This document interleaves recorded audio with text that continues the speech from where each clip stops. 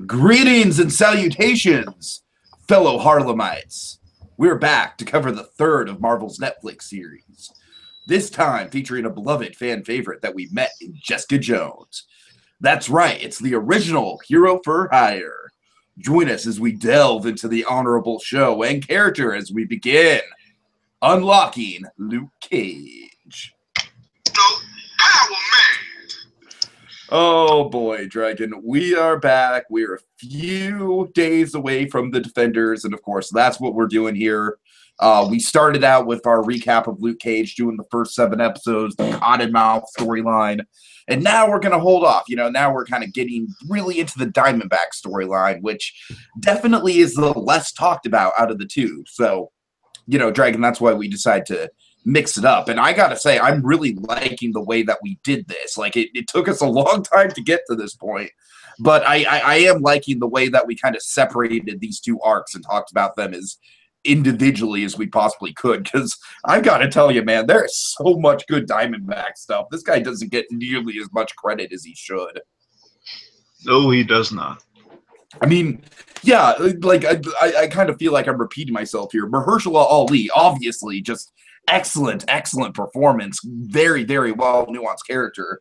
This guy is just so much fun. Anyways, all right. So let's get into the plot, Dragon. Okay, folks. Here's the plot in a nutshell. So Harlem's we ended the episode in Harlem's paradise, which of course turns things go very chaotic when Luke shows up and Diamondback starts shooting like crazy. So Harlem's Paradise, we have the Harlem Paradise chaos turning into a hostage situation a la Die Hard. Shades meanwhile is questioning Diamondback's actions. Priscilla is working the situation from the outside to save Misty. It's up to Claire to save a fatally wounded Misty Knight. She's in very dire straits this episode. Mariah Dillard is turning this chaos into off-screen. She's turning this chaos into a way of getting the Judas 2.0 bullet on the market after a lot of help from.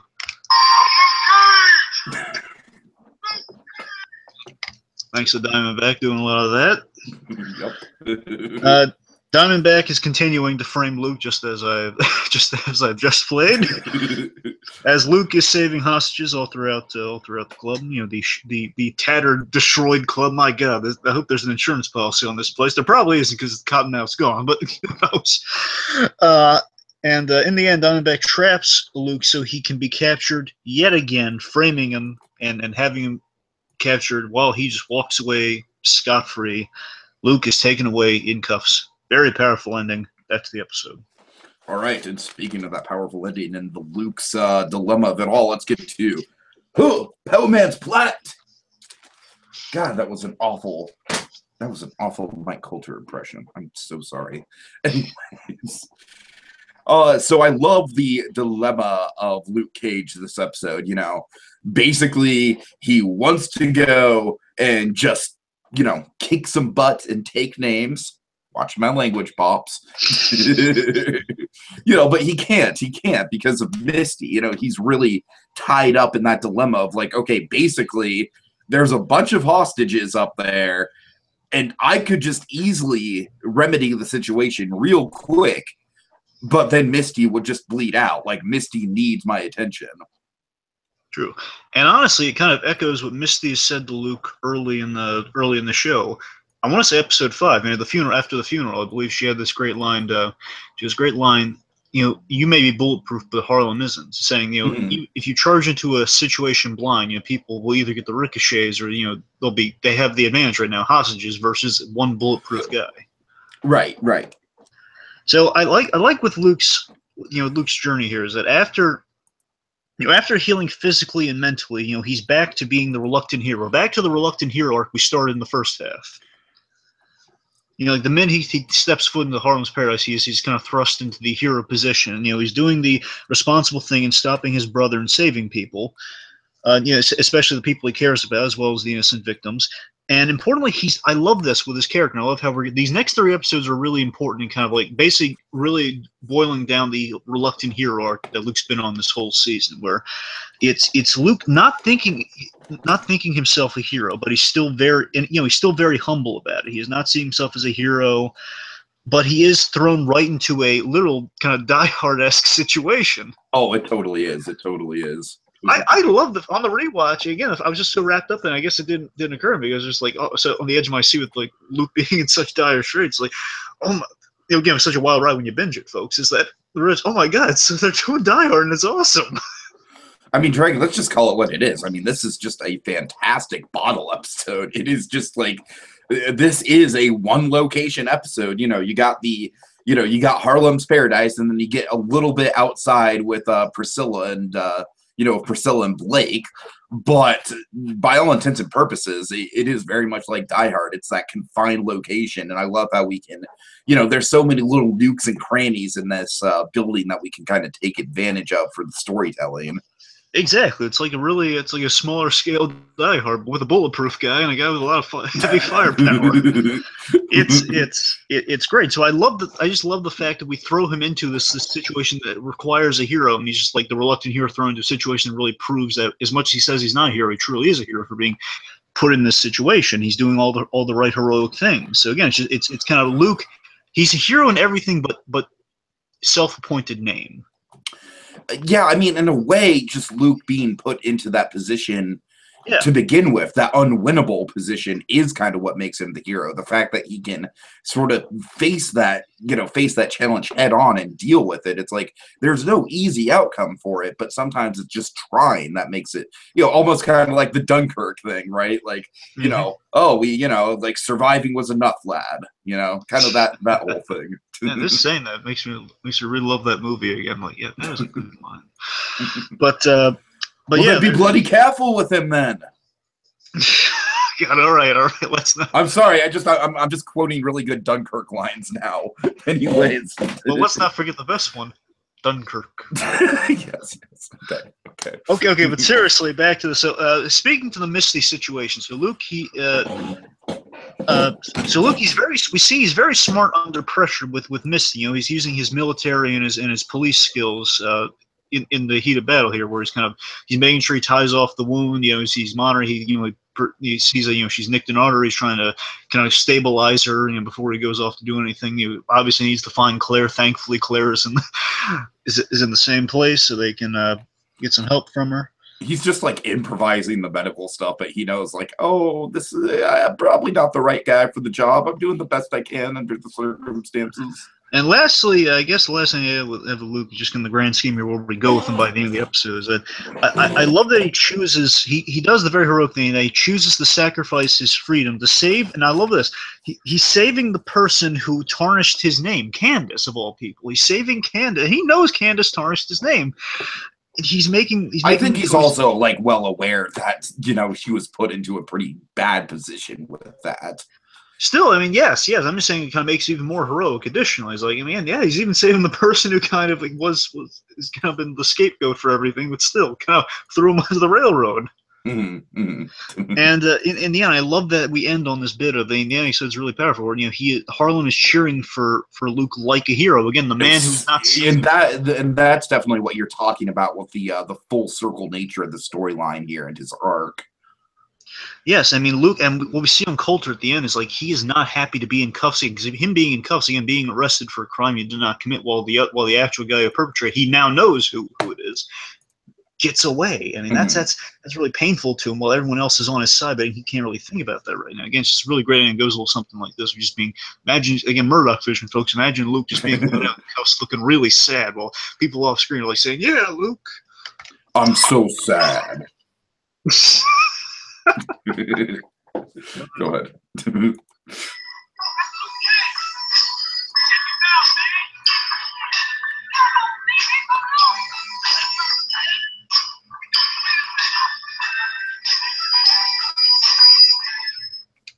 Really just the perfect ending for a bottle episode, I gotta say. Like, he's been in the club the whole time, and the minute he gets out, he's taking it. Right. Okay, let's get into deconstructing Harlem, which is certainly what Diamondback does throughout the episode. Oh yes, yes, yes, indeed. Okay, let me see. Let's start with The night nurse herself. Yes, we get a nice reference to that. Yes, we do. A little later on. Okay. Yeah. So anyway, so Claire, I mean, I think this is definitely a standout episode for Claire and the entirety of the Netflix stuff so far.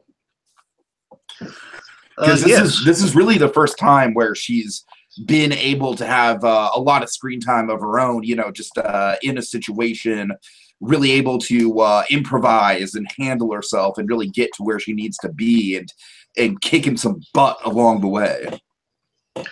Yeah. I mean, this is where we probably said it before, but you know, the fact that Claire is a mixture of the night nurse character, which is kind of like the nurses who patch up the superheroes, and her own character, Claire Temple, who was a Luke Cage character in her inception. So she very much is like really at home in this show and really being able to kind of wear many hats and be very useful in a scene like this. Mm-hmm. She's really living up to her full potential as kind of originally created in a way.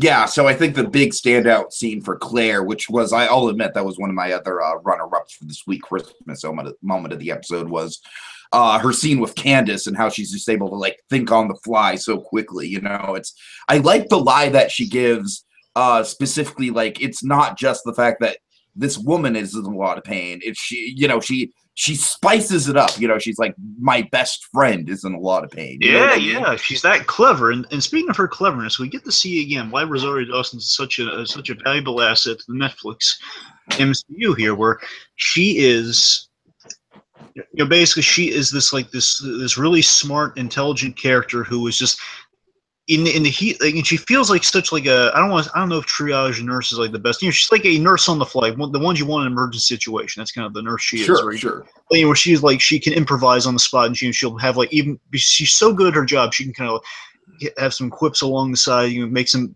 calming banter with people. She can do all that stuff. Again, as we've seen her do with Daredevil in the past, when he's almost like on the verge of flatlining.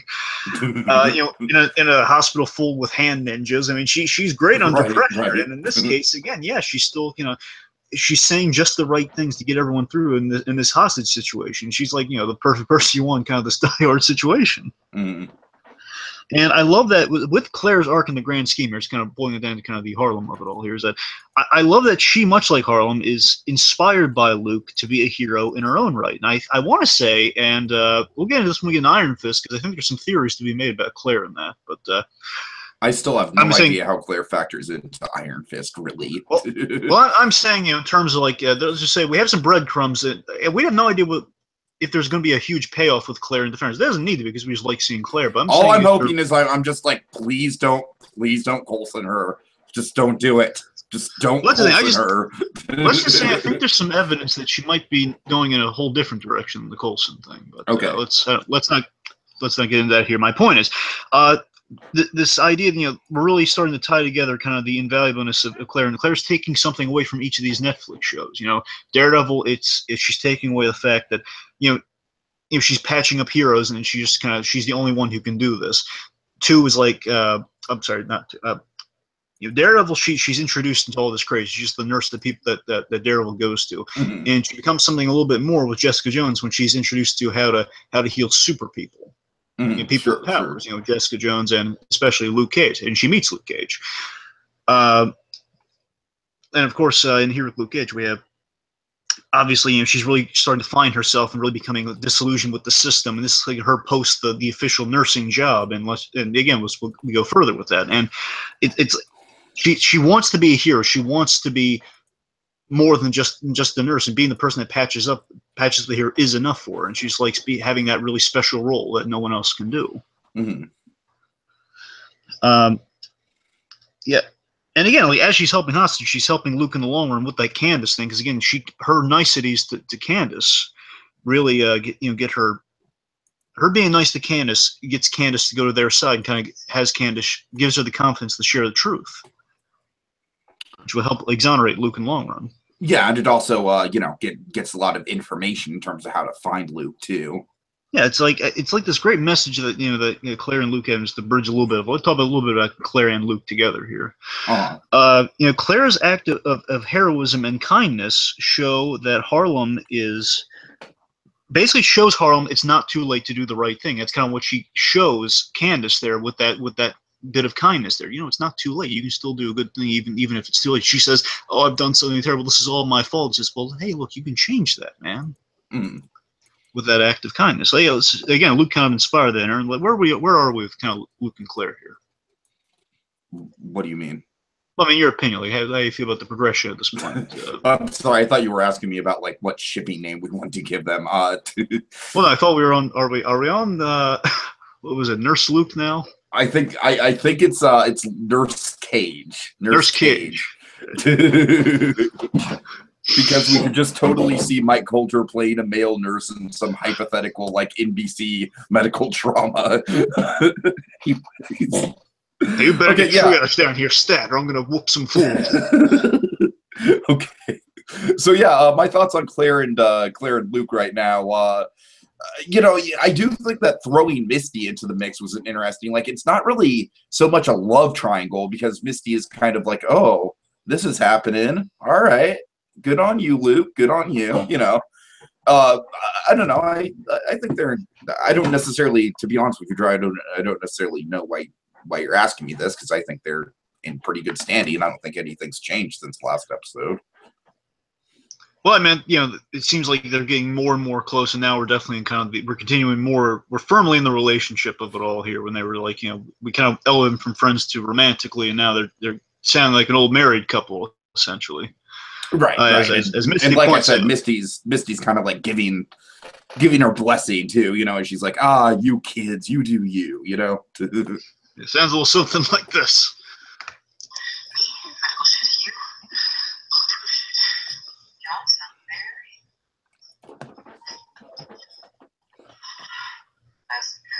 I love that Misty brings that gag home. She really does. Just the fact that she's losing blood, so she's a little dizzy and everything, but she's like a little out.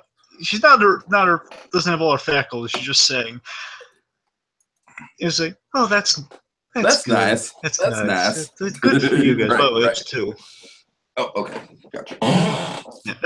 What I love when that scene too is like Claire's just isolating again her role in kind of the grander scheme. Here is like, hey, I do the medical stuff. You not so much. I mean, you almost got rid of the girl's arm here. I mean, that's right. Sure. A part of me should be mad at Claire because we wanted her to get the robot arm this episode, and you prevented that, Claire, darn you. That's right. I totally forgot about that. Oh man. But I'm saying, Claire, she could have got what a tease. What a tease. That's what I'm saying, Claire. I mean, hooray for you saving her life and saving her arm. Good for her. We could have gotten the cool robot arm. Yeah, come on, Claire. What are you doing? Did you learn nothing? Get on it. Did you learn nothing from Marvel's love of Star Wars? You should have let the arm go. Oh God, right. Anyway, let's see. So yeah, I mean, it's there. One other thing, I guess, to highlight with kind of Claire and Luke, and I think it's really all you really mainly have with Claire here is that I love that she's respecting his sacrifice as she continues to grow more and more respect and admiration for Luke. That again inspires it in her, and here she's just. Luke's sacrificing something really big here, where he's at the end, especially, of course, when he turns himself in, he has this beautiful moment where he just kind of mouths go to her, like saying, "Hey, don't stand around here. They're going to ask you for sure. Go." He's still looking out for her, even then. But there's this great little bit of warning where she reminds him, "Hey, I did all this stuff. We had this little mini thing where we had the patch up after getting shot with the Judas Bull. What if he has more of those?" Right. It goes a little something like this, where he's just ready to shoulder that on. Sorry, wrong one, and that's another by accident. Sorry. All right, wrong button. Here we go. Here's how it actually goes.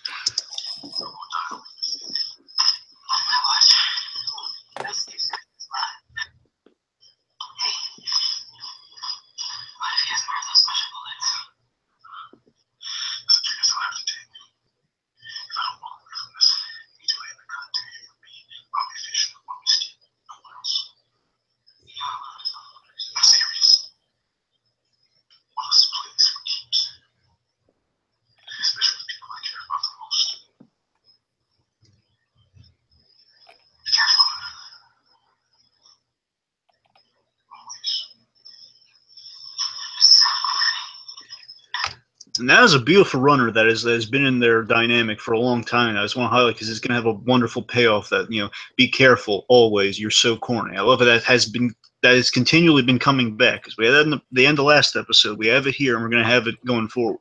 Sure, yeah. Okay, moving on from Claire. Okay, let's get to Blake Towers. Yes.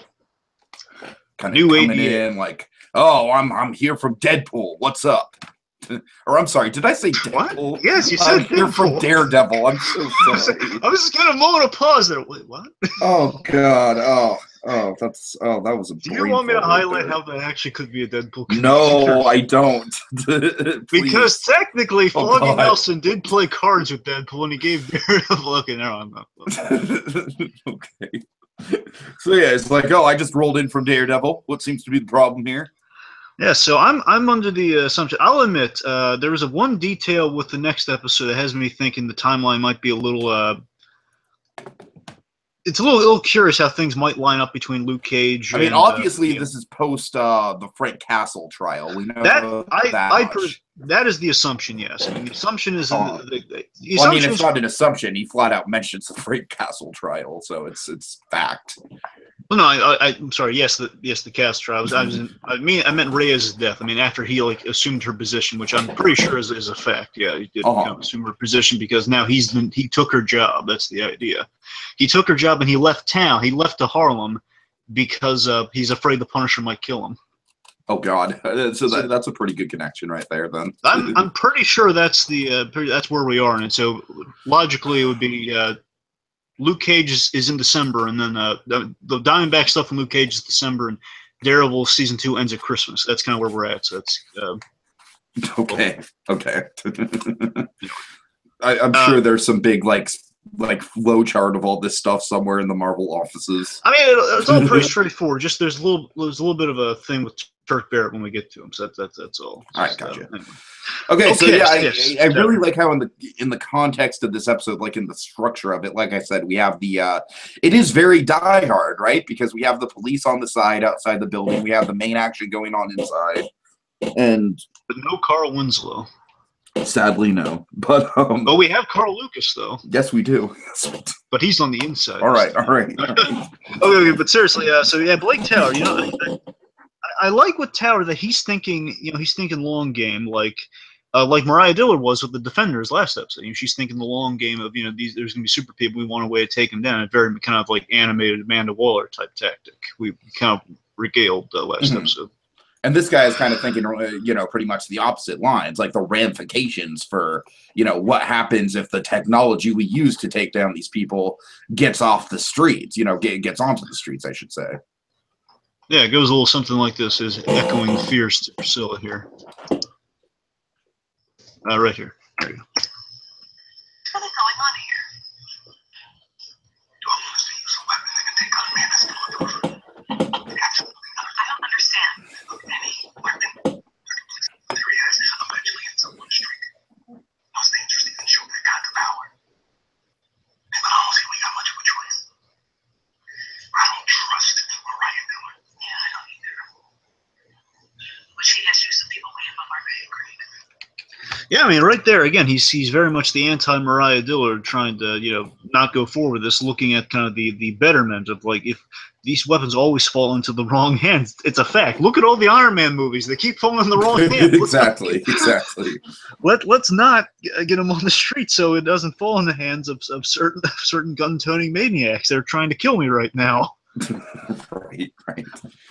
Think again. He's not actually trying to kill him. For look at the context there. It's a frame up. I'm not going to bog down the details. It's a different show. He's thinking. He's thinking of how the superhero affects Harlem without a sinister motive. So that's just kind of how he's affecting Harlem right now. Kind of the grand scheme. He's thinking about the status quo has changed. How can we keep it non-violent, non-edgy? Let's say. Right. Yeah. Right. Okay. Was that it for him? I don't know. I mean, it's cool. A whole lot else. Well, my point is, it's cool. To see him. Yeah, it's cool to see him. It's a nice bit of continuity. At the same time, he somewhat is the way he's kind of played here for me. He's kind of, and this is going to be a stretch. He's kind of played like a Harlem Foggy Nelson almost. I know that's about true. that a little bit. I have to kind of wrap my mind around that. I draw the Foggy Nelson comparison because in the story, the way it goes is that he and Foggy in the comics, they ran against each other for DA, and he was corrupt and he won and Foggy lost. That's why I draw that comparison. But I bring up the Foggy thing. I think it holds some water here because Foggy would be the guy who would show up at the cops, or show up to Brett Mahoney and tell him hey, Frank Castle's he's having a shooting spree here. What kind of causes this, that sort of thing. I guess that's true. I can see it. The lawyer on the scene who's asking what's up and trying to help in some way. It's kind of what. Anyway. I guess really quick before we move on, I just want to touch on Priscilla just a little bit. Yeah, sure. I really think that she's had a good kind of arc because here's the thing. It'd be super easy to just make this character just outwardly unlikable the whole way through. You know what I mean? Yeah. I mean, it's the type of character that just seems tailor-made to be okay, this is going to be our unlikable boss who's a skeptic of everything that Misty has to say and, is just going to be antagonistic. But really, when it gets to brass tacks, this is a woman who, yeah, she's very professional, but when faced with, a whole bunch of extraneous circumstances, sure, she's going to bend her tune. I don't know, I really like that about her. It's just very, very real-world dynamic, and I like how Blake kind of brings that whole thing out of her. That's kind of more Blake's role in the episode more than anything else, right? Yeah. Being her to that point. So, okay. All right. And let's move on to the man, the myth, the legend himself, Mr. Diamondback. Oh, boy. Oh, boy. So much. So Diamondback is so rich in this episode. Do we just, can we just start with his overall plan? What is he trying to do this episode? So, interestingly, and I love this where we're going with Diamondback here, the Diamondback, he is in a position where he is improvising in a way that basically he's improvising in a way that the time that he goes after Luke and all this chaos that's being stirred up on the inside. Again, it's kind of an excuse for random chaos, but it's chaos with a purpose, which is what we've established with Diamondback here, where anything that happens here, he's going to pin on Luke Cage, and before anyone figures out with this time frame of any hostage crisis, it's going to take some time. People will know what the heck's going on until way after. Mariah Dillard on the outside can spin it to, hey, Luke Cage is causing ruckus in there. There are hostages. Okay, the Judas bullets. It's pressure to okay the Judas bullets. Sure. So that's the plan here, and he basically is going to kind of lure Carr out so he can shoot him, and Luke will be taking care of the Judas bullets, will be on the market, and he has money in his pocket for all the Judas bullets that are being manufactured. So if we were to sum that up in a sentence or two, Dragon, how would that sound? Oh, very simply, if we were essentially this.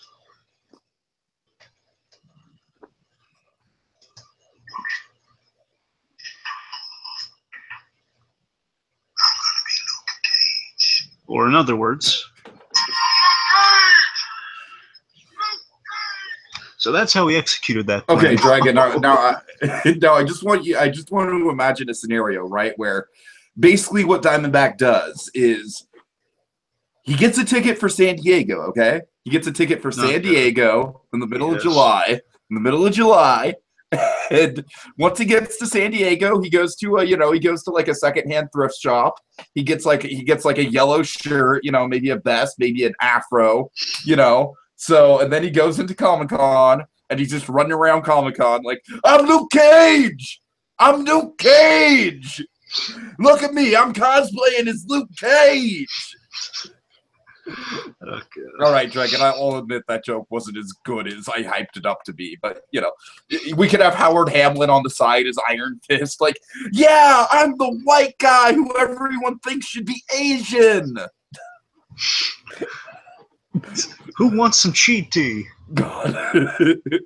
It's chi. It makes your hand glow. And it's I'm sorry, Dragon. Just the idea of Diamondback cosplayed as Luke Cage at Comic-Con just makes me smile. All right, I might not be the best at setting up that joke, but god damn it, that's a funny image. I'm Luke Cage. Just him and and we're talking, like I said, we're not talking Mike Coulter Luke Cage. We're talking classic blaxploitation 1970s Luke Cage. That's what makes it. Yeah, funny. We're talking about the sweet sister, kind of the as self-described by Luke Cage, kind of the runaway slave look on Luke. Right.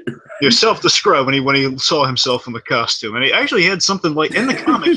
they echoed that line too. He just had made fun of the suit, but he stuck with it in the comic. That was the origin of the costume. He looked I look like a fool, like I look like a runaway slave or something of the like in the comic. And then he said he rolled with it. He kept it. He didn't just take it off because it looked ridiculous. Okay, so I'm terribly sorry, Dragon. I feel like the hype for that joke didn't match the payoff, but I hope you got some enjoyment out of it. A little bit, yes. Okay. So just to backtrack a little. So importantly with Diamondback, again, he's improvising, which Diamondback does. He as we go through in these episodes here, ever since the after he's wounded Luke onwards, after he is initially framed Luke. In Harlem's Paradise, to the very end, Diamondback is losing his mind. That's the idea here. He is pretty much, yeah. he's very desperate to kill Luke Cage, and in doing so, he is again. He's not. That's the thing. He's not entirely He's good at improvising. That's my main point. He's good at improvising on the fly here, but it is quite quite chaotic. He's also good at keeping his composure under the midst of a nervous psychological breakdown. That's the thing. I mean, he's doing things that seem like he's off his rocker and he's losing him, which is why Shades is calling him out. Because again, ordinarily Shades would never do this. He has all the faith in the world in Diamondback, but he's doing things that seem very reckless out in the open. I mean, Diamondback is still good enough that he can spin it, that it would make sense that yeah, technically he could, and it would serve his purposes. But it seems really, really reckless. But again, he's kind of good. But as the episodes are going to go on, he's going to just be getting more and more desperate, just to get Cage. All right, let's circle back to to Shades and Diamondback, but yeah, one partnership with Diamondback that I do really like this episode is Diamondback and Boone. Yes, and let's remind ourselves that great line he has about Boone. Yes. Right.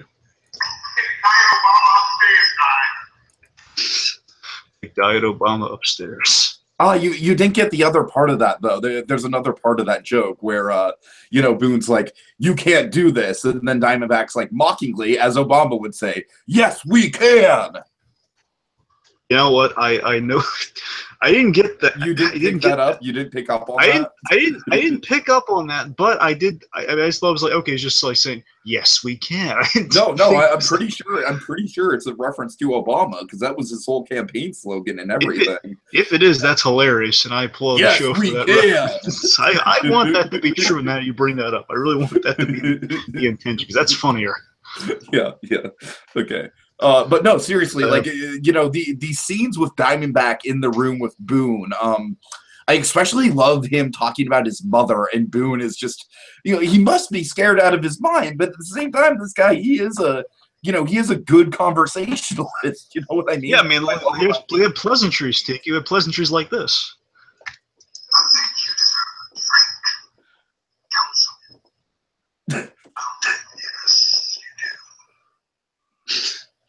No, he goes into this very intimidating. Yeah, any logical person would be like, "Oh God, please don't have poison in this drink, please God." And Diamondback, he's looking at him all intimidating, but I think in Diamondback's mind, he's like, "God damn it, I'm being a good host." It's so funny, you're right about that, but it's so funny. He goes into this intimidating speech about spice scotch. Is it's I love that too. I love that too. About beheading one. He's just going this psychotic kind of soliloquy about how beheading someone. I respect decisiveness in a drink like that. Oh man. It makes me want to see an evil Howard Hamlin speech about tea. I'm not gonna lie. It does evil Howard Hamlin speech about tea. Well, I mean, that speech would logically have to be some sort of analogy about British people, then, right? Like the brutality of the British. We need like a deleted scene of Dunkirk, possibly with Howard Hamlin. Oh no!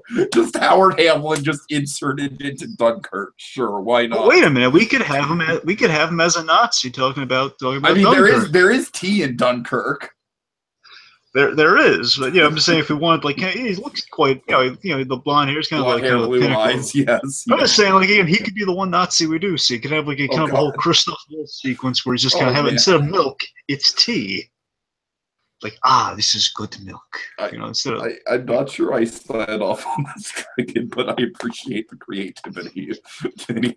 Man, we're just being silly with all the only reason I don't sign off on that is just because I love the I just freaking love how you don't see the Nazis in Dunkirk.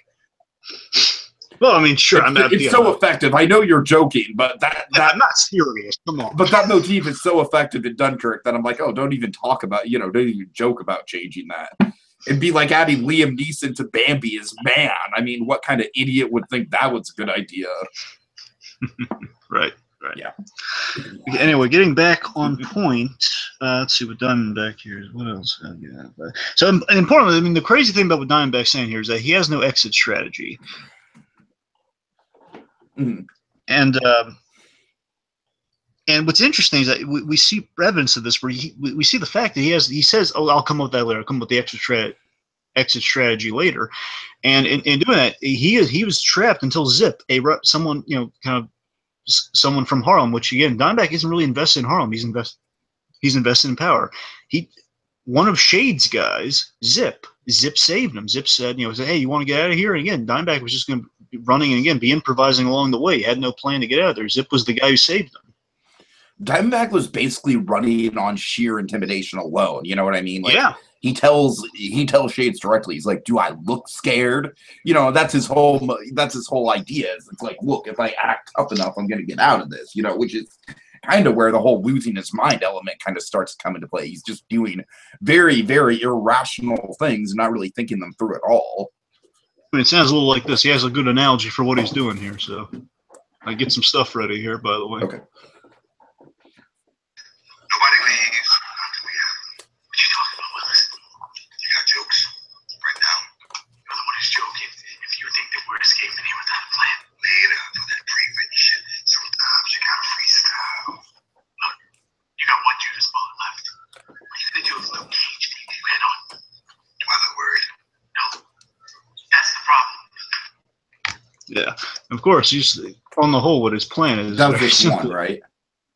Yeah, it's just one. Okay, just saying. Also, we had hilarious. Again, we have really great dialogue from like one-liners from Diamondback. The whole "what you talking about, Willis gag." Right. You got time for jokes now? That thing. So, on the whole, his plan is very simply this other great Diamondback line. It's essentially that's the gist of his plan. I'll murderize everything in sight, and just basically buy time so Mariah can okay the Judas bullets, and hopefully I'll kill Cage. If not, then the cops will do it for me. So either way, I win. I mean, I will admit it's kind of funny because in the midst of all this insanity, the one thing that he does that is very effective is the frame-up job he does on Luke. Like it's just a great kind of like flicker of lucidity within all the madness. You know what I mean? Yeah. You're right. And with Boone, so I guess something to hit with Boone to kind of circle back to kind of this last kind of main point I got about Diamondback, and I guess I'll play a thing. We'll move on. But with Boone, you have essentially Boone is in the position of the Hart Bochner character from Die Hard, from the Harry. Oh, hold on. I got it. It is Harry Ellis. Yes, Harry Ellis. The Hart Bochner kind of the. Kind of character who's basically Hans Gruber takes a hostage, and basically this is the guy who's saying, "Oh, I know John McClane. He's very stupid. He's very basically touting off like he says, I'm in the same room as the guy who's running all this. I'll talk him down from it. I'll be all." And basically, it's like kind of the logically scared beyond reason actual guy in the situation. That's kind of how Boone's playing, but he's very much in the same position as the Hart Bochner character. Right. And with that, I think that shows Diamondback. He is thinking. You're right. He's thinking in terms of intimidation. That in the end, I'm going to kill this guy. I know I'm going to kill this guy. So that's why I can open up to him. It's very psychotic and scary that he's opening up to him. And I like that Boone is used as his plot device to get some very interesting. And I love how we keep developing this in these episodes. Like it's not really repeating itself. We keep developing the Diamondback hatred even more, and we understand why he hates Luke Cage. And we're not just doing the same hat trick. at first he just hates Luke Cage because he went to prison and he came out with powers, and then we go deeper and deeper each episode as to where the hatred's coming from, and it's fascinating. Mhm. And one of the moments in the episode where again he's just kind of airing things out to Damon Boone in a really creepy way. He's like using Boone as his own personal therapist, right? Yeah, it's like if you want to look at the religious context, it's sort of like kind of the confessional. Again, Confession, yeah. Basically, he goes into the speech that shows the Diamondback and what we understand about him. And after I say this, let's play the thing because it's going to go without saying. Is that we find out in this, I call it it's called the Preacher Man sequence. The sequence where he plays his mother's favorite song. Great choice of music, by the way. Yes, very much so. And I had to cut out some of the beginning. So basically, he's putting on Preacher Man. He says that was his mother's favorite song. Mm-hmm. And basically, he Probably goes into good that you cut it out. Exactly. So basically, kind of had to cut out the song. Right. Either way, what we learn is that he's really proud of this. He took on the negative characteristics of his father. He's like the loud, verbose, kind of cocky guy. Mm-hmm. He's a very sharp-dressed man. Yeah, he's a negative. We find the reason Diamondback is so awesome, and basically everything we love about Diamondback is a negative caricature of a reverend. Which, when you think about it, makes a lot of sense because of the Bible quoting and the the way he dresses, the way he carries himself, the one-liners. I mean, it all fits into place, and it makes him more than just this kind of meme of a character that we've been building him up as, quite frankly. What's so fascinating is that we've established Luke and his father have kind of a contentious thing where his father kind of abandoned him and gave up on him, and Reverend Lucas is not a good guy. And to have what we learn in this episode, the negative embodiment of Luke's father is his archenemy. That's really cool, right? Sure, yeah, it's really good stuff, yeah. Actually, a lot of that information is in this little scene, and then we'll move on. So here we go. Okay. Let's start on. Here we go.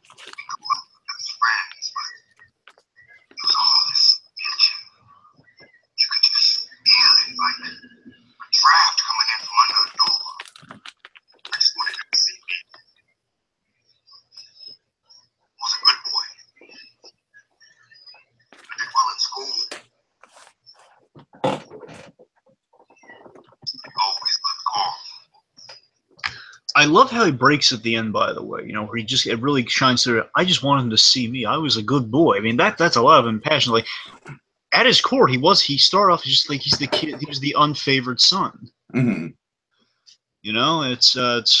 It's really good. And of course, it's all making Damon Boone meanwhile brick his pants from how terrified he is. Like, why is he telling me this? Oh my god! Right. In terms of the narrative, again, like we have this scene which kind of lays out the beginning of this story, and we have the dark turn it takes later on. Another sequence we'll talk about. So anyway. Okay, so let's move on to parlays and partnerships. All right. Okay, let's start with Luke and Misty. Yeah. Detective Mercedes Knight. Okay, yeah, of course, this is very much the first time these two are spending a lot of time together since the first couple episodes. They've been kind of like, they just circumstances have brought them to an antagonistic level. So it's nice to kind of see the you know, the seeds that were sown in the first couple episodes kind of pay off with these two. You know what I mean? Yeah, they both gone a long way, and I like how we've kept them separate for a couple episodes. You know, they both have been. You know, she's been on her. Well, you know, she's been getting over the near-death experience with the Diamondback and kind of the Inquisition afterwards. Luke, meanwhile, has, you know, of course, he's been injured from Diamondback. They've both been hurt by Diamondback, so that's appropriate. Sure. And you know, they've come back from their long journey of recovery. They've both been on a journey of recovery in many respects. Again, they've kind of been on a similar path. And the thing with Misty from the outset is that, you know, Misty's always been on this path of she's going to meet up with Luke at a certain point, then she's going to surpass his character almost. Well, I'm sorry, I shouldn't say. I mean, Misty is on a journey where basically she's trying to find a way to make the system work, and in the end, she's going to find out that maybe Luke's way is the proper way to go. Sure. And this scene, I think, gets us there. I think this scene between two really shows that, you know, she's now seeing Luke as a hero, which, of course, is taking her outside of the system view that she's been kind of hardwired to believe up to this point. Yeah. So we have great character development. Oh, sorry. I thought you were gonna play a clip. Well, I was going to build to it, but. Okay. Yeah. Go. I thought you were going to say. So I thought you were going to weigh in on a little bit. Okay. Well, no, I'm just thinking, like, you're not taking my moment, are you? Well, no. I know your moments later on. I wasn't gonna. Okay. I'm just making sure. I'm sorry. Go ahead. No, I'm sorry. I'm throwing you off. I'm so sorry.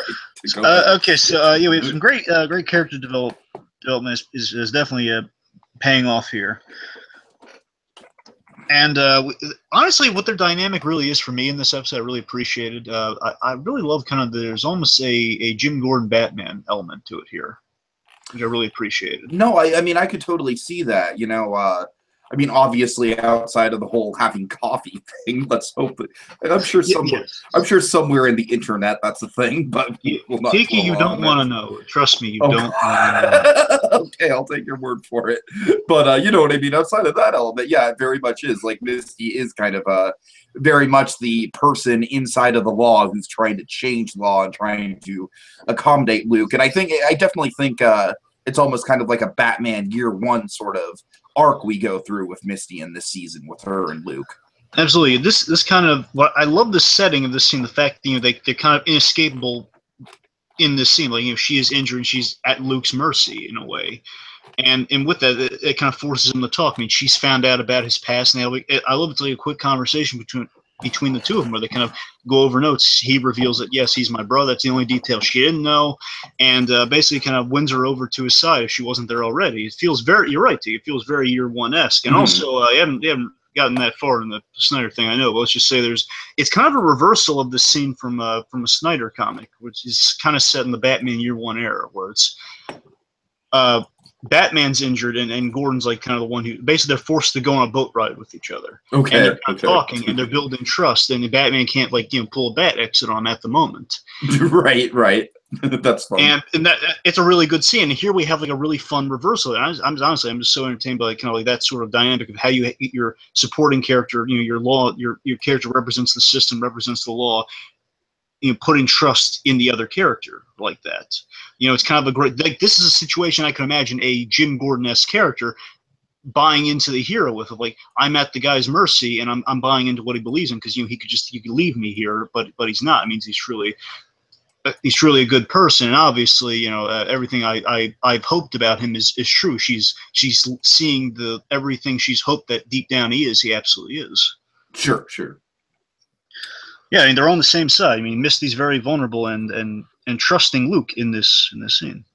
I mean, yeah, it's like she can't be in a much more vulnerable position than this. I mean, it's very much kind of like, you know, all the power of their, you know, all the power that Misty had over their dynamic has kind of been taken away. Yeah. It goes a little something. The scene goes a little something like this. Like a piece of it I really liked. Here we go.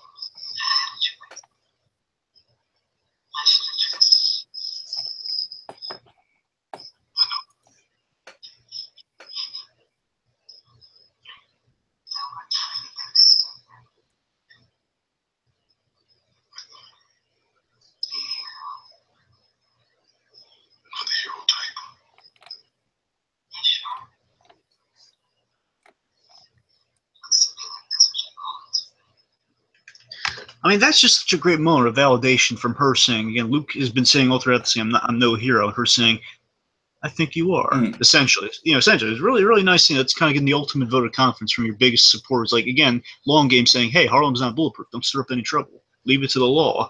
And again, she's been seeing the raw end of the law a little bit lately, so she's like, you know what? Yeah, she's buying into it. She's getting on Luke's side even more. Like, very, very, big kind of struts for her character here. Sure. All right. Okay, let's move on to the big power struggle of the episode: Diamondback and Shades. Oh man. Oh, Shakespearean, isn't it? It really is. It's like what if Wesley turned against Wilson? Pretty much. That's a perfect analogy, Dragon, because of course Wesley was the first man that we saw kind of, he was like the face of Wilson Fisk before we actually saw Wilson Fisk. And Shades is very much the same way. This is the guy that was like talking up Diamondback for 7 straight episodes, like, oh, watch out for Diamondback, watch out for that. And then once Diamondback enters the scene, Shades just feels like he's supervising a little kid or something like that. Yeah, I love that he's genuinely embarrassed by the fact he has no plan. Exactly. Right. It's just like, oh man, like you have no idea how bad this is just going to look for us in the grand scheme of things. I mean, this is just so sloppy, man. I can't believe I'm even associated with you right now. Just kind of like, embarrassment by connection. You know what I mean? Just guilty by association with Diamondback. Yeah, I mean, like right off the bat, again, Shade seemingly is showing some disrespect here. Mm-hmm. Yeah. One second. There's some of this thing.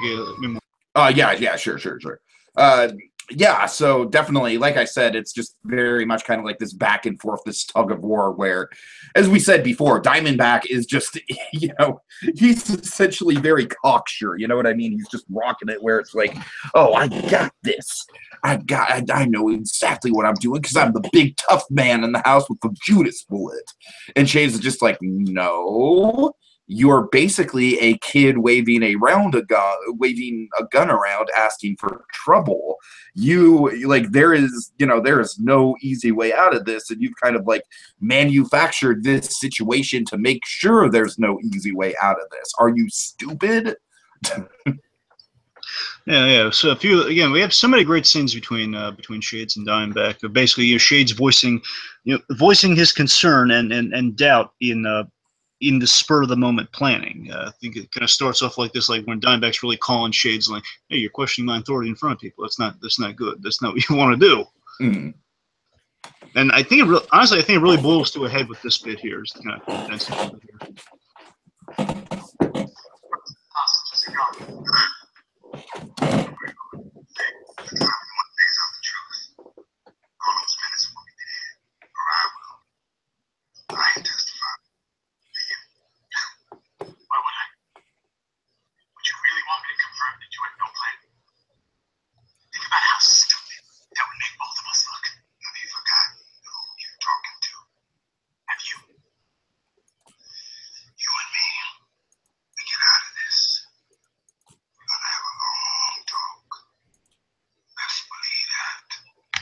I had to kind of splice that one together there. But yeah, that was good. That was good editing, though. Nice job. But yeah, it's really showing where they stand right now. Where again, Shades used to have all the faith in the world in Diamondback, and right now he's questioning Shades that. And again, basically used to be Diamondback's personal cheerleader for all intents and purposes. Certainly, he could just say Diamondback and kind of win any argument. Now it's like Beetlejuice, Diamondback. Oh yeah, I'm Luke Cage. Anyways, but yeah, Shades. This essentially begins the story of Shades' fall from grace with his capture as well. Let's kind of go through a little bit of Shades' story here, because by the end, again, his faith in Diamondback being let down by his hero essentially kind of gets him captured. Mm-hmm. And he's getting taken out, and then I think the ultimate symbol of Shades falling from grace is when a Shades gets stomped by Claire. Well, yes, I mean that is basically a classic TV trope of like the death of an enigmatic. Help me out here, Dragon. Of an enigmatic character. No, of an inanimate object. Oh, okay. Well, if that makes more sense, of an inanimate object. So kind of like the Breaking Bad RV. I mean, the Breaking Bad RV was more of a big deal than this, but let's say more of a thematic symbol. But okay, right. But it's got shades of the Breaking Bad RV. You see what I did there? Yes, I did. Yes, yes, I did. And also, one last thing, one big thing to stress is like why, get in the subtext of it all. I guess under the surface, why their partnership's really breaking down this episode is that all this destruction in Harlem's Paradise really is counterintuitive to what, because it is really counterintuitive to what Shades is trying to do. Because Shades wants a Harlem that celebrates kind of the Stokes way of the history of Harlem that Mariah and Cottonmouth kind of built for themselves, and the fact that this club, this representation of that dream that he has, just to maintain this and kind of move forward while still maintaining this power structure, is being destroyed, carelessly and stupidly by Diamondback. That's really the final straw for Shades. That's what's bringing up all this doubt, and then all this logical fear of like, you don't have an escape plan. You know how stupid this is. Right. It's interesting. Okay. They're on different paths. One's the personal revenge vendetta. One's like Shades looking at the long game for Harlem survival. One's looking. One thing we got to hit with Diamondback because all this stuff. Sure. Last thing to hit with Diamondback is the backtrack. Diamondback is being blinded. The reason he's making so many mistakes is he's being blinded by his revenge for Carl. That's the reason for all these splits and all kind of Diamondback kind of spiraling out of control. He never makes Caesar and War for the Planet of the Apes a little bit. Yeah, he never missed personal business. Essentially, he's blinded by his revenge, and his empire is starting to slowly crumble around him. So okay, all right. Okay, let's transition then to Claire and Misty. They become friends this episode. Pretty much. Friends through sewing up an artery via dental floss, which is just oh god, just the description of that just makes me cringe just thinking about it. Oh. Claire is a medical MacGyver, isn't she? She just really is. Oh god. I don't know. I don't think she needed to go into that much detail about it with Misty, though. I mean, I guess Misty asked, she's like, hey, talk me through it. Claire's like, all right, if you really want to know, this is what's going to happen. It was a little something like this.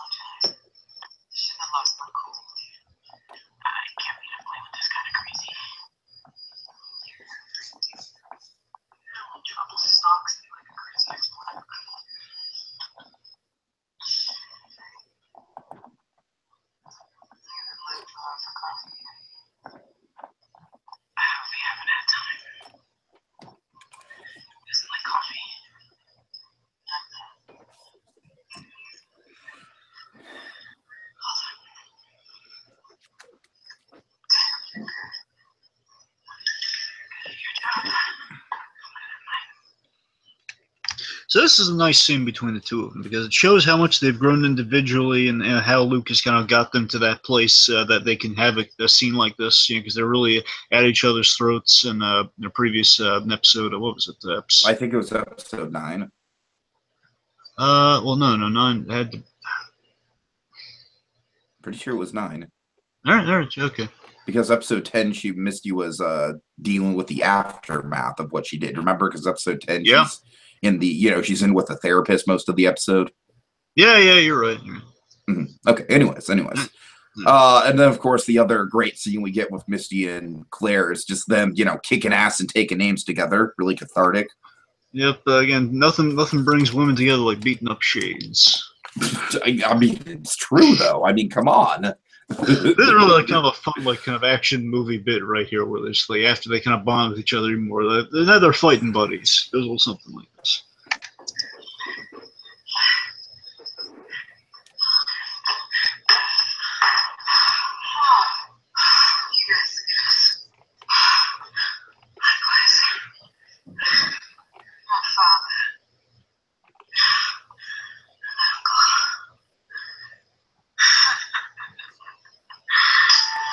I love how they're laughing at the end. Yeah, it's like after that, it's like after a moment like that, it's like, all right, we're good, right? Like we're good, we're solid, you know. And they have a lot in common. Also, the coffee gag in the previous scene was also really funny. Just the smartly written that's smartly written innuendo if I've ever heard it. Oh yeah, oh yeah. And lastly, a thing to hit with Claire here is where she's going is that I would believe the Shade's takedown here really motivates her to get more refined fighting lessons, which is kind of her path going forward in the Netflix universe. Sure. She's gonna she gets some like all the close combat. She doesn't want to be reliant on a bulletproof man. She wants to be able to take care of herself. Sure. All right. Okay, let's get into the title fight of the episode. Luke and Diamondback. Yes. Not exactly honestly, a fight because they don't really share a scene together till the very end. Well, yeah, that's kind of a good segue, Dragon. Like, honestly, most of what we're going to be talking about here can kind of be summed up in Diamondback's big soliloquy about why he hates Luke. You know what I mean? Yeah. Yes. But I guess the thing that really hit on here, so we don't get into a lot of that stuff here, would be the very ending when they do actually meet up with each other. Okay. Sure. So, he's really taunting throughout the episode. Diamondback is taunting Luke with the past. He's taunting with the past. He's using that PA system just to his benefit. He's just like psychologically just torturing Luke. Very much like Gruber. Oh yeah. And he's loving it. The more and more we talk about it, I'm convinced this episode they had to have Die Hard in mind when they wrote this thing. Oh, yeah. Well, especially one of the scenes we're going to talk about, of course. I mean, that's such a Die Hard scene. Sure. And again, everyone loves Die Hard, even if they don't like Bruce Willis. They love Die Hard. Mm-hmm. And what I love about I'm just going to go over the premise of this. We'll get into more of that a little later on. But I love the fact that Luke can't physically get his hands on him until the very ending, because in Diamondback's he's a ghost of the past, even more so in this episode because of that fact. I'm haunting you, Carl. Ooh, I'm a ghost. Ooh, spooky Carl. Yeah. Go ahead. I'm sorry. No, that's it. Yeah, it's he plans to.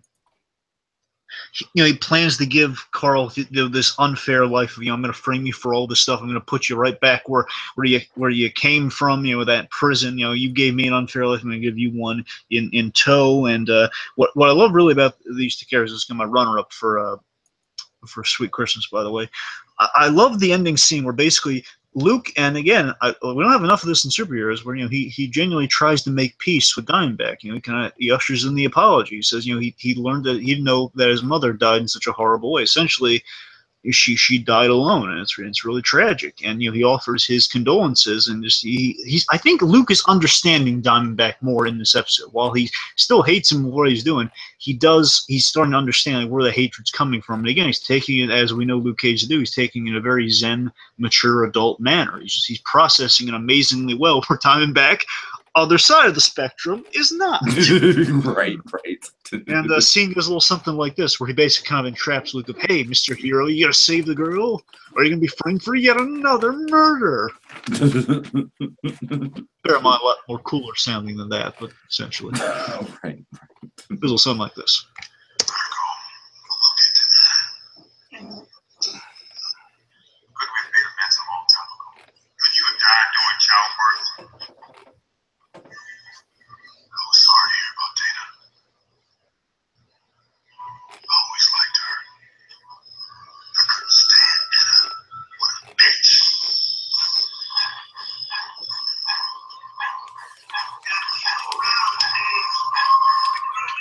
Gotta go.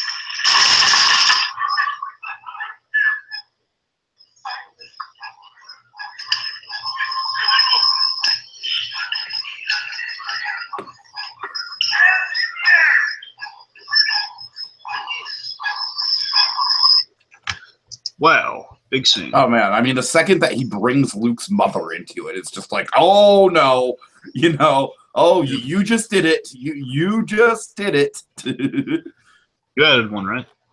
Oh yeah, I won, yeah. And then of course I love that. I just love the delivery of like, bye Felicia. Yep. I think it's honestly it's Candace. So the Felicia thing is just he's referencing something. He must be referencing something. Yeah, Yes, but folks. Anyone in the comments know? Let us know. That'd be great. But it's so bat crap crazy. It just really is. right. Hi, Felicia. She's having a good time.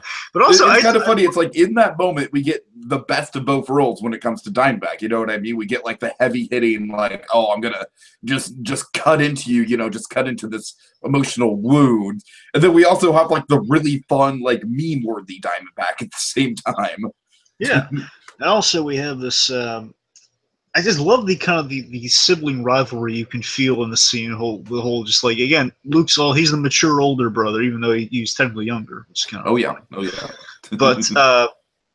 But still, he's the mature older one. Where Striker's just like, couldn't you have died during childbirth? He's just so childish. That's the thing. It's just he's so petty sometimes. It's so funny. Yet again, he's still intimidating. It's like, they struck such a. Again, you can understand people bringing up that Diamondback's he's definitely a comic book villain. He's definitely over the top, but it's not bad though. That's the thing. If anyone brings it up, it's exactly. Yeah, like he's over the top. He's as I keep saying, it's a totally different thing than Cottonmouth. It's a totally different flavor, but by all means, it's still really fun. Like Cottonmouth's going for the Emmy. Diamondback, he's a boatload of fun. Right. Diamondback is like in a Michael Bay movie. He's the villain you love to hate. I was like, oh man, he's so evil. It's like I'm not comparing because Kingpin is the Reverse Flash from him. Reverse Flash would be like. I still need to get into season 2, man. I really need to get into season 2. Go ahead. The DC equivalent of Kingpin, if the Netflix shows, is Reverse Flash. But I will say this. The way I love Reverse Flash, now he's such a mean guy. He's so mean. He has these great one-liners. It feels so much like a comic book character with kind of like he's so well written, like a Netflix season 1 Daredevil. Here we have just kind of that he's so fun and evil and mean. He gets such great one-liners like Diamondback. Sure. So it's kind of a vague similarity there. It's a good quality to have in a villain, I guess. Anyway, all right. Okay, I guess it's time to move on to our not our new segment, our next segment, Pops Approves. It's time to find out I'm sorry, I'm messing up. It's time to find out what gets the big ol' thumbs up from Poppy. Wow. Thumbs up from Poppy, Luke. Oh, God. That's all I wanted, Carl, was a thumbs up. I never got a thumbs up from... Oh my god. So basically Diamondback is Kronk. Oh, he's evil Kronk. Yes. Oh my god. You see, Carl, I never got the thumbs up from Poppy Lucas. Jesus. Okay. Get another insult to me, Carl. Okay, so yeah, I think this is one of the most action-packed bottle episodes I've seen in quite some time in terms of just doing a lot with a singular location. Of course, we've had Harlem's Paradise kind of built up over these episodes, but then to see it incorporated in this way is just a real treat. Case in point with the action, if I may. Go ahead.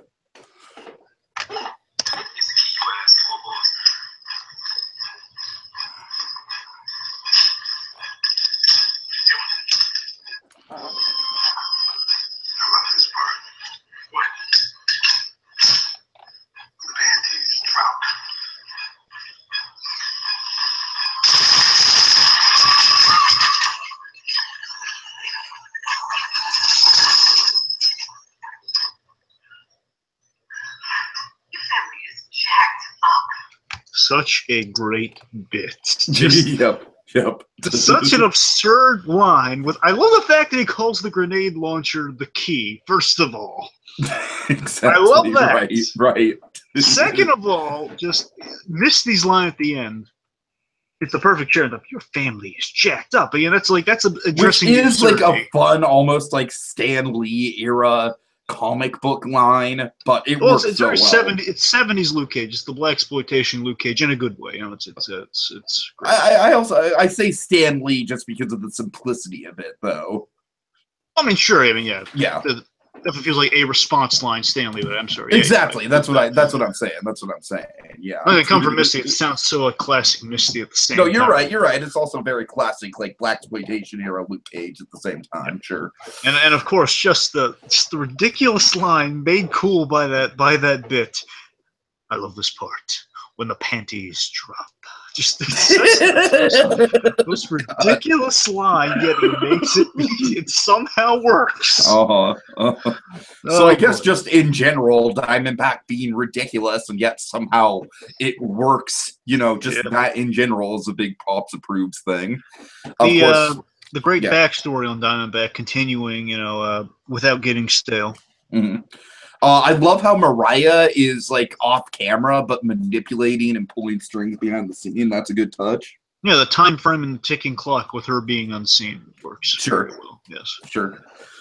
Let's see. Of course, Luke. Go ahead. Putting Luke in the action hero scenario with his hero arc, with the reluctant hero arc going on, is kind of a good kind of hand in hand kind of decision to make. I think this episode does a really good job of kind of like putting the the chess pieces in place, if you will, for the last 2 episodes in terms of like what sides everyone's on, like kind of clearing the air between Luke and Misty and Claire and all that stuff. Very economic in the storytelling in that regard. We're definitely going big with the final stretch of 3 episodes here, starting with like all the explosions and action in this one as the starting point, like kind of like the last arc. Sure. Of course, just that really powerful ending with Luke's arrest. Mm-hmm. Let's see. As we said, kind of like the looping back around of Luke's character arc. You know what I mean? Of being the reluctant hero. Good stuff there. One could say, particularly Diamondback could say. I would agree with him on that. It is. It's good. It's quite good. The fact that again Priscilla smartly is on the same pages as Misty Knight. She's right on.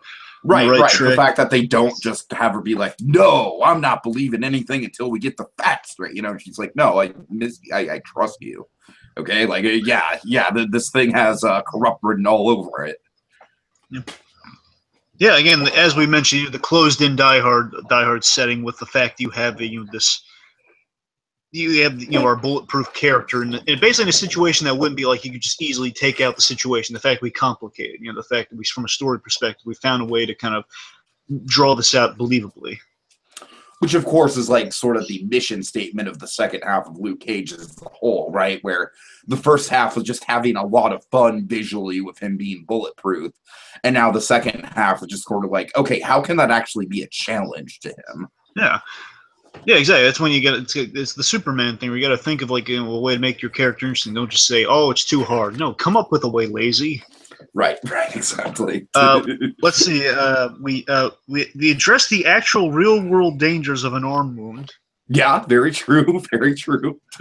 It's not just a thing. Oh, he got shot in the shoulder. It's like the action. Oh, they'll be fine. Here. They'll be fine. The bullet just grazed. It's like you gotta be thinking. Did you pull that from the guy from season 3 where he said they'll be fine?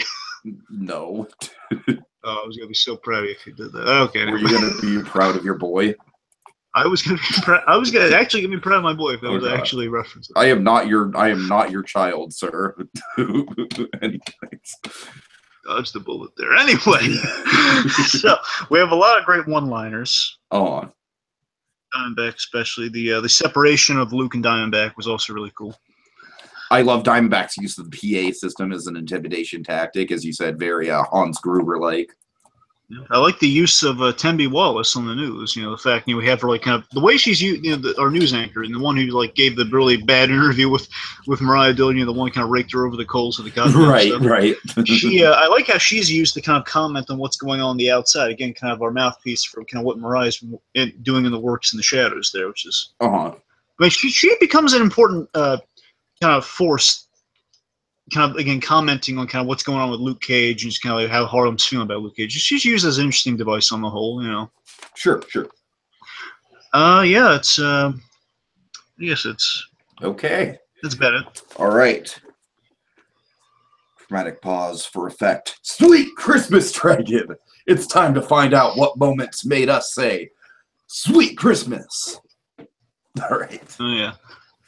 Okay, so I'll go first because mine's very simple and yours is very complicated, so I'll let you get the lion's share of this. But let me see. So I guess really quick before we get into the main line of this Dragon, I also like the desperation. My moment is essentially Luke and Misty and Luke kind of being like, no, I got you. You're like, yeah, I'm not going anywhere. Just the heroic nature of that, and one particular line by Misty that we'll get to, which just oh god, they're playing with my heartstrings there. They're just using my heartstrings as a harp. But I also really like the scene we get right before that with Misty trying to use her phone that's kind of broken and shattered, and then trying to get through to Priscilla, but it's very broken up, and it almost kind of just makes the situation worse in a way because Priscilla's just like, oh my god, what's happening with her? I like how that's kind of like a real world, like, adds to the tension. Like, oh geez, I tried to let Ridley know that I'm okay, but now she's probably just gonna think I'm in more danger than ever. So great. Anyway, so Dragon, go ahead and play the clip and we'll comment on it. Yep. Okay. I don't want to bleed to death on the floor like Skirt.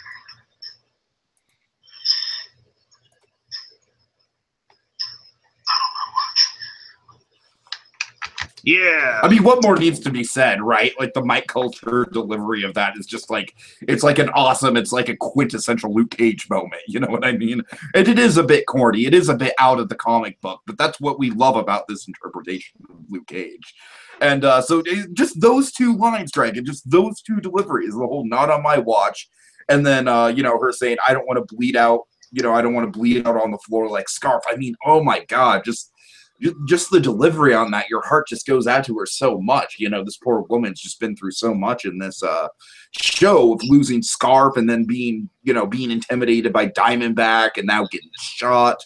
And it's just, she's just expressing such a humanistic thing, especially after what went down with Scarf. It's she like literally I said, believes she's gonna die here. Yeah, for sure. And you really get that in the performance.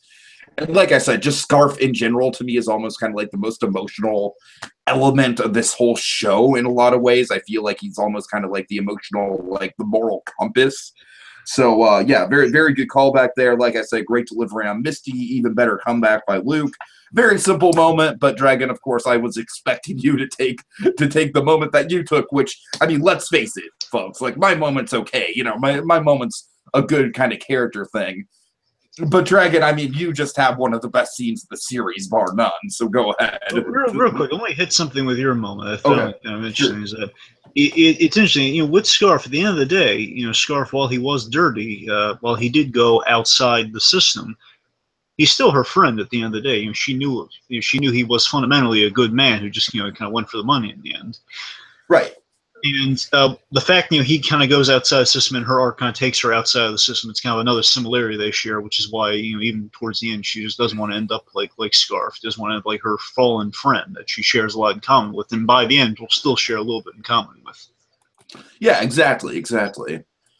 All right, so boy, oh boy, folks, the scene might go on for a while. And even at this length, I had to cut some of it up just to make it a little. How do you describe the scene? I mean, this whole scene is like basically like it takes up the lion's share in the third act at the very least. Oh yeah, so this ends is kind of like a big love letter to Die Hard, but that's not the reason I picked it. I picked it for a very simple reason. Throughout the episode, we keep building up Diamondback's backstory, the Diamondback story, if you will. Oh. And in doing so, we've kind of fragmented. We told it in pieces. We've told it in pieces. We've established that he was given a Bible by his mother, and the fact that his mother isn't around. And basically, we established he's like lovingly reflecting on it, and he's telling us that Damon Boone, this poor SOB, who very much goes out like Art Buckner. Right. And in doing so, we really boil down in this one sequence. We boil down where basically this reminiscing to why he hates Luke Cage. Really, it becomes clear to us, the audience, like why deep down. What's the reason aside from just the jealousy, sibling rivalries, broad like he escaped my revenge plan. Like, why does he wish that Luke died in childbirth? Why does the hate go that deep? Yes, why? And I love kind of, as we solve this mystery, what we are doing is, and it times a lot better, folks, because you're going to hear a little bit of it through Murdoch Vision, but I had to cut out a lot of it here. We're basically, well, I mean, just listening to the audio, you're not going to get the great editing, which I think is probably the best element of this, how it cuts back and forth. So that's the thing. I kept like one of these sequences in there in between that's cut in between them. But basically, here's the thing. So Luke is essentially he knows he's walking into a trap. He's going to try to save Damon Boone because he's basically ushered into the very diehard escort or Air Force One, if you also want another example. Very similar Air Force One. He'll kill a hostage every 10 minutes type thing. Right, sure. The standard hostage thing. Basically, he announces on the PA system, Carl, show up here. I'm going to kill a hostage starting with Damon Boone every 10 minutes. So it's basically has to race to the Cottonmouth's office, the conference room office that Cottonmouth has on the top floor of like the 2-floor and a basement building. To and of course go through a bunch of armed guys, and again we know Diamondback he has a Judas bullet at the ready for Luke should he enter. But again, this is a plot device that we really like playing around with, right? The idea of like the single bullet. Yes, it can always lead to a lot of interesting writing. I like the fact we don't use that bullet, by the way. Sure. Which is always interesting. It's like saying Diamondback's more of a threat even without the bullet. There was an episode of Gotham where the Riddler had one bullet left in his gun, and he saved it till the very end of the episode on Penguin. Remember that? Oh yes, I do. Yes. Anyways, it's a good plan. Anyway, so the point is like so that's the dramatic situation. So we have this wonderfully directed sequence where Luke is he's just walking down the hall. He's getting his he's prepared to get his Crispusatics on. He's kind of getting his Crispusatics on throughout the sequence where he was taking down guys, and we intercut it with on the PA system again, very ghostly, a ghost of Luke's past, explaining why he hates Luke. Ooh, I'm a ghost, Carl. Go ahead. and he's explaining why he hates Luke, and also at the same time he's also preparing for something. It's like sort of intrigue is building. Like he's going into a case and he's pulling out the Luke Cage power glove. Yes, I'm sorry, Dragon. Just let me say it one more time for posterity, okay? I love the power glove. It's funny. It's so bad. Go ahead. Sorry, I forgot there was more. It's so bad, Carl. Go ahead. It's a little fun fact about the power glove is that actually I think I looked this up. I don't know how official this is, but they call it a Judas glove because the metal on the glove, if you punch as he's going to be using it later on, is made of Judas. You're talking about the one in the show, right? Not the actual like Nintendo power glove. Yes, Tiki, I'm talking about the one in the show. Just to clarify. So the fun fact is because at first I was like, oh, what fun fact does he have about the Nintendo Power Glove? I'm curious. Okay. No, here's the fun fact about the Nintendo Power Glove. Okay, no, seriously though. Go ahead, yeah. What I found is that they might actually be calling it the Judas glove because the metals on the thing I like that. Because in addition to the strength that the glove generates, it actually, because there's metal on the glove, the metal on the glove works like brass knuckles on Luke Cage. It would actually that makes sense. Which I like that idea. I'd like to think that it actually is called the Judas gloves. And of course, it's all building up to the final fight between Luke and Diamondback. Yeah. Exactly. So I'll get to how much I love that suit when we get down to it. But, Anyway, my point is, so he's putting the glove on, and again, it's kind of clear. Oh, is he ready? Like he's going to go mano a mano with Luke Cage? What's he doing? Is this the bit where he's going to finish off Boone? Who knows? And as he's going through this in the scene, like his back's on the PA system while he's kind of multitasking. Luke is also multitasking as he's going through all these guys. And as the past is intensifying, we then cut to Luke in an action sequence, like when the mention of the shib happens. Luke is fighting a guy. And kind of the intention of like someone fighting you, basically someone trying to jump you, like someone tried to jump Diamondback in the flashback. I love how unjustified that story is. By the way, you know what I mean? Yeah. Just how how Diamondback was essentially like 2 days into his juvenile hall stint, he gets jumped and he could have been killed if not for his self-defense move. And amazingly, you feel sympathy for Diamondback. Yeah, it's like, well, crap. I mean, he didn't have a chance at a normal life after that. Exactly, and there was a little bit of social commentary there too. Mm-hmm. Oh yeah, for sure. We pass judgments on people for things that are out of their control, and they're stuck with that judgment. It's unfair, and that's how life goes. Definitely. So with that, it's a really powerful sequence. It's very well edited. Basically, my favorite part is at the very end where Luke basically Diamondback taunts Luke for being too late, and without even addressing Luke, I'm not even going to pay attention. I'm just going to say, hey, someone else. Because this person I'm not going to mention by name was too late, this guy's dead. Ha ha ha ha ha. It just pisses Luke off so much. He usually punches the wall. That's how it goes, really. Anyway, it goes a little something like this. Sit back, folks. We stole a red Corvette just like the song. Just for a joyride. You see, I was a Prince fan. Carl was all about Michael. We were so busy arguing, we didn't even see the cop. When it came time for sentencing, creature against the judge, I told him to join the Marines. Julie got jumped 2 days in. Boy, drew a shank at me. I killed him in self-defense. So I got some 20-hour time. Sweet Dana, her cancer ate her alive and she died alone. In a shelter. Without a friend in the world. You see the good ribbon, Lucas? Well, he stopped caring for her after I was gone. He was free of her. And I was powerless. But she still loved him. Well, she wanted me to have something from my father's. God had me alone in this story. God asked Cain where Abel was after he killed him. Cain asked, I am my brother's keeper. See, I will never go up.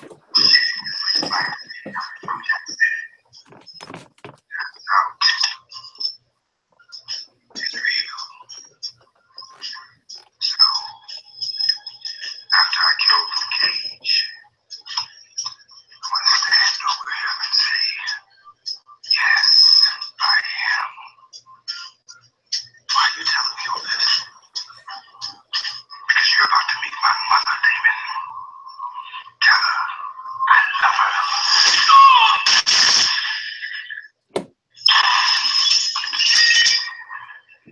Shades, show Councilman Boone to the door. Oh my God, such a great sequence. It's gives the whole Cain and Abel thing. That's where the fascination from the Bible came. It's oh boy, and the even like the small details, like the Michael Jackson Prince kind of disagreement. That kind of it all started because of a disagreement. right. That's the reason. It's the reason Luke got sent to sea. Hey man, it's the age-old rivalry right there. I know it's great, and just the fact, the detailed story which I've been kind of avoiding, I guess, is that the fact that his mother died alone because his father was just to keep his appearances up. He just kind of, now that he didn't have the obligation of the child, just kind of let her fall to the wayside while he was in prison for, again, that incident of self-defense. Mm-hmm. And again, she died alone, and that's his motivation. Again, Marvel characters, like many superhero characters, are very tender about the mother. They really are. Oh yeah. Really touchy. Like Iron Man, you killed my mother. There's no going back. He will launch a tank missile at you, man. And again, I love that as the motivation. Didn't we get the same thing basically with oh God, remind me. It was like Guardians. Yeah, in Guardians, like you killed my mom. Again, you don't mess with mothers in the MCU. Right. Let's see. What was I getting at? Oh yes. So that's the thing. I just love all that great, understandable.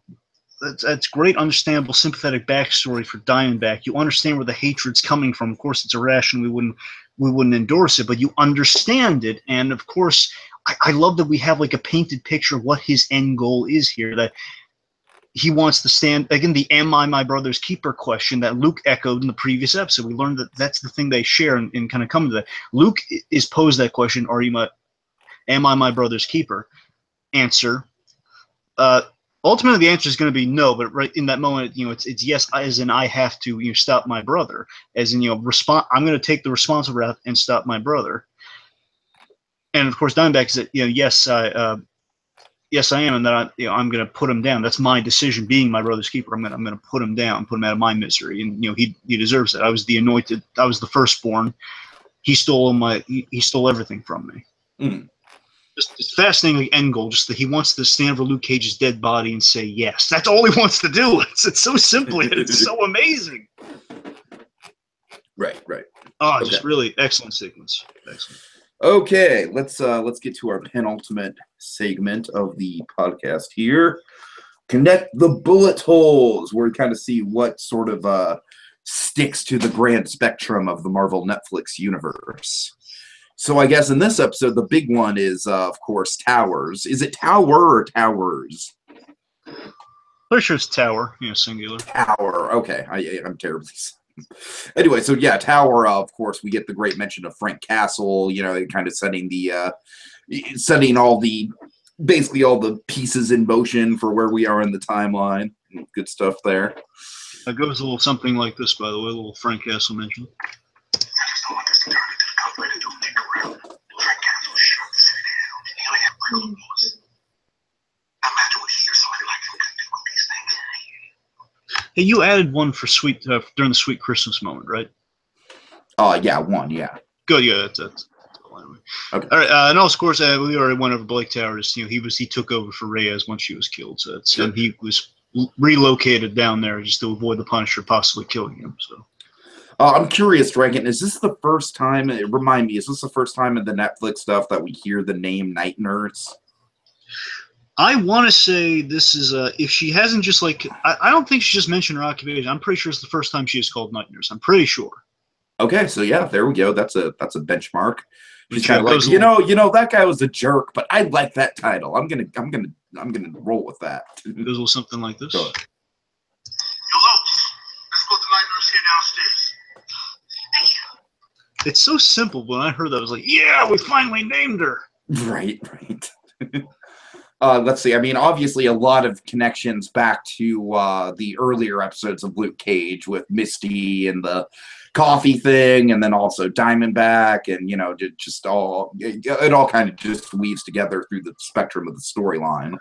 The with Blake Tower, the Defenders' implications with the Judas 2.0, and the fact that we have Judas 2.0s that are now fully realized, and the cops are now armed with them. That's going to be very important in the next episode.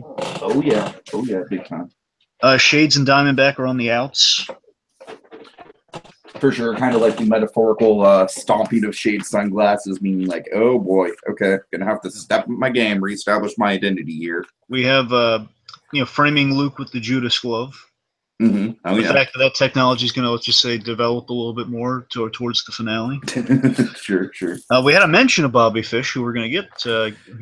Where is Bobby Fish? Man, I missed that guy. We're going to get him in the next two. He's going to be in the next two. Okay. Let's see. Yes, well, of course, we have reference to Misty's arm very directly, what we almost got. They're just teasing us, Dragon. They're just teasing us. I like how this episode ties directly into episode 1 in terms of from episode 1, we know that Luke is very familiar with this location. And then this episode, we're kind of taking that knowledge and using it to his advantage. Yes. Yeah, you're right. Yeah, of course, the whole, he knows almost every nook and cranny. Mm-hmm. I like the little history drop of it, basically knowing, I forget who knows it. I want to say, I'm sorry, yes, because, Luke knows every nook and cranny. He knows the history of Harlem because he's kind of became a little bit enamored with the place. He knows about the hidden basement. Sure. A little. Let's see, so again, with the arm reference here.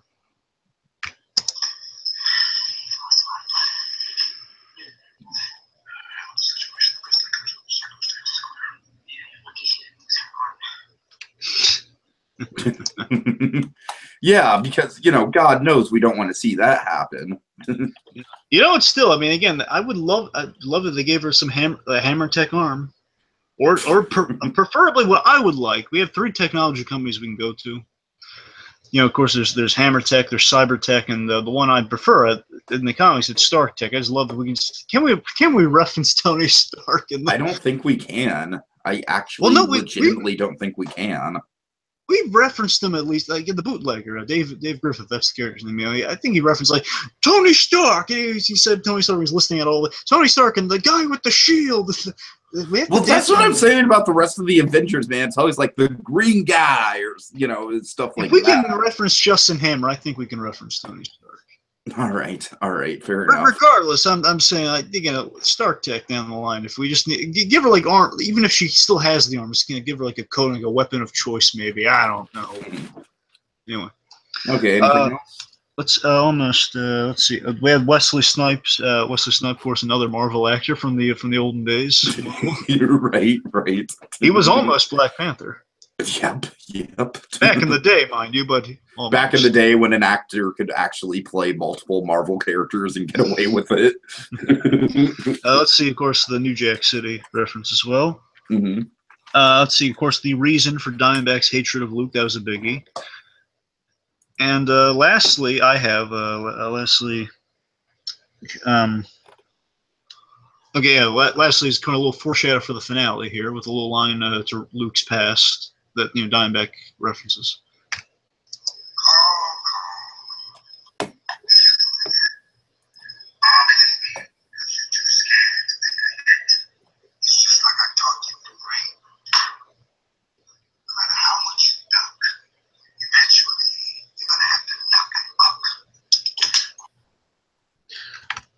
The fact that Diamondback, the fact that Willis Stryker taught Luke Cage how to box is going to be very important. Sure. All righty. Well, after going through all that, folks, there's one last thing we need to do, which is switch the open sign to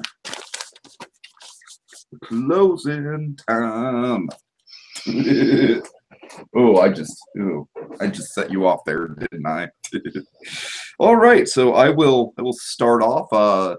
Yeah, I mean, I do think this is legitimately one of the best episodes of the series. I mean, I have to go back and I still haven't rewatched episodes 12 and 13 yet, so I'm a little bit kind of rusty on that, like how they stack up to this one. But I don't know, Dragon. Honestly, this might be my favorite. This might even be better than 7 in some ways. Really?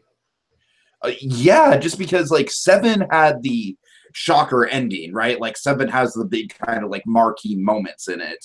But this one just all the way through has so much good stuff going on. It's got, you know, the bottle element of it. It's got Diamondback just being really fun. It's, you know, it's got Luke at his best and most heroic. It's got Claire at her best. I don't know. I just think this episode is a great sort of, you know, it's a great kind of standard on which to hold the show up to. I think it pulls a lot of reverence from the original source material while still being true to the Netflix vision of the character. Yeah, I just think it's a fantastic episode. And I gotta say, I'm a sucker for bottle episodes. I mean, you know this about me. Like, anytime an episode is able to take place in one location and have it be really effective, I'm like, yeah, that's some good writing right there. And bottle movies as well. Like, I love that kind of one location stuff. So yeah, like I said, just the bottle quality to this mixed in with that awesome scene, Dragon. I mean, it's like, God, we spent a good 15 minutes talking about it. We could spend another 15 minutes talking about it. You know, just all around, just really, really good stuff. You know, and like I said, it's a different flavor than what we got from the Codmouth arc, but that doesn't make it bad. It just makes it. But I will agree, it is a little bit kind of, you know, with the major criticism of this season being it almost kind of feels like 2 stories. Like, yeah, that's true, but you know, the second story is a pretty darn good one at the same time. So yeah, really good stuff. Go ahead. I really enjoyed this episode. I think again, for me, the last 3, again, what I can remember about the other 2, in addition to rewatching them, of course, kind of going through them. I think the kind of last trilogy of episodes in a way, kind of like the 3-part finale, if you will, they hold up really well. It's a really great introductory to kind of the last stretch of episodes. Mm-hmm. In terms of I was to get ready for Defenders, I'm also rewatching kind of the happiest Netflix experience with the first season of Daredevil, and in doing so, I've hit episode 8, and I gotta tell you, because of that, a villain origin flashback episode is really hard to beat, and for that reason, I don't know if I could take down episode 7 from its pedestal. Again, it's kind of hard because they got a lot of really good episodes of Luke Cage. I mean, again, episode 2. Really you're right. Well. That is one thing that episode 7 really does have going for it, is all that flashback stuff. You're right about that. I'm just saying that moment where Luke comes in. Having said that, Dragon, this is the closest we get to a Diamondback flashback episode. And that's what I was about to do. Impressively, Diamondback, he kind of has that without ever having a flashback. Exactly. Which is impressive. So it's again, this one's really well made and right. The bottle episode element of it, the singular location, outside and inside of that's the only other location we have. The outside. It's the same place, though, the same location. It's very well done, really impactful at the ending, and the acting is really good. It's a lot of fun. Again, they just kind of went big, die-hard action-y with it, and in doing so, it's a different flavor with Luke Cage. And I'm really impressed in the rewatch that they really kind of circled back to kind of what we loved about the show in that first half, while introducing Diamondback as our guy. So things are heating up and intense, but we're in the familiar neighborhood that we built up a familiarity with in the beginning, and that's what I'm really liking about kind of coming to the end here. It's all kind of becoming full circle, which is one of the great elements on the first watch of Luke Cage. It all has a great full circle ending to it. We're going to see how well the experience of that holds up going through it a second time. All right. So, yeah. Yeah, like I said, folks, we'll definitely be going through the penultimate episode and the season finale and Iron Fist before we get to the Defenders. Don't just say it straightforward. Don't be that guy. Don't be that guy. Come on. Okay. Well, folks, it's time to sweep up and sew the bullet holes till the next chapter on our journey. And in the immortal words of Henry Pop Hunter, the past is the past, and the only direction in life that matters is forward, never backwards. Forward, always.